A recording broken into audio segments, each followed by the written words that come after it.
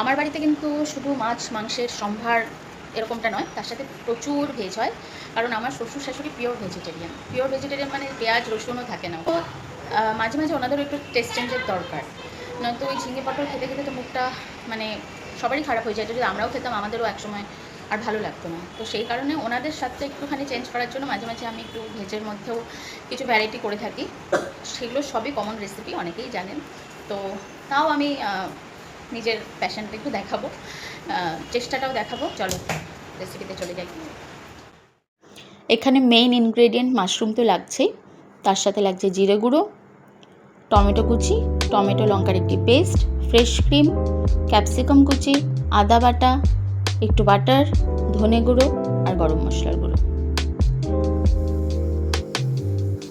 তো প্রথমে তেল গরম করে আমি মাশরুমগুলো নুন হলুদ দিয়ে ঢাকা দিয়ে আমি ভাজি। আমি কখনোই আগে বয়েল করে নিই না, অনেকেই করে নাও, সেটা করে নিতেই পারো।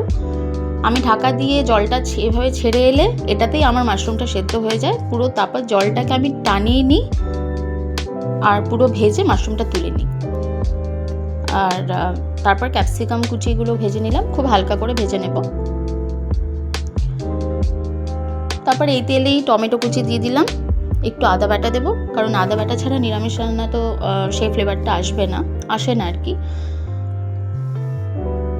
টমেটো কাঁচা লঙ্কার যে পেস্টটি করে রেখেছিলাম সেটাও দিয়ে দিলাম। একটু নুন দিয়ে একটু নাড়াচাড়া করে ভালো করে ঢেকে দিলাম।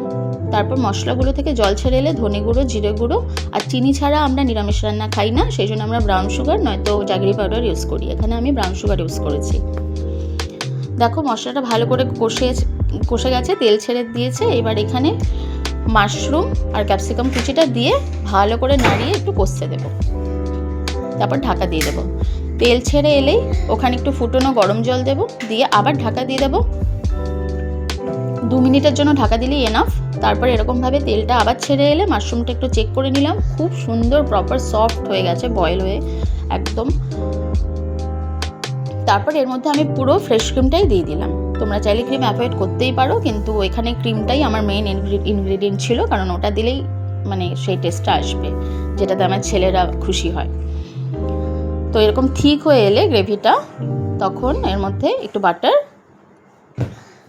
আর কাসুরি মেথিটা, যেটা আমি আগে দেখাতে ভুলে গেছি, সেটা দিয়ে দিলাম।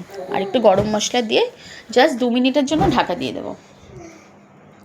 ব্যাস, রান্না তৈরি। এই রান্না আমার হাজবেন্ড, আমার ছেলেরা, আমার শ্বশুর শাশুড়ি সবাই ভীষণ এনজয় করে। আর আমার বড় ছেলে বা 2 ছেলেরই আমার এক্সপ্রেশন না দিলে হয় না। বড় ছেলে সবসময় যে কোনো রান্না করলেই বলে মাম দারুণ হয়েছে, একদম রেস্টুরেন্টের মতো। সবাই খুব ভালো থেকো।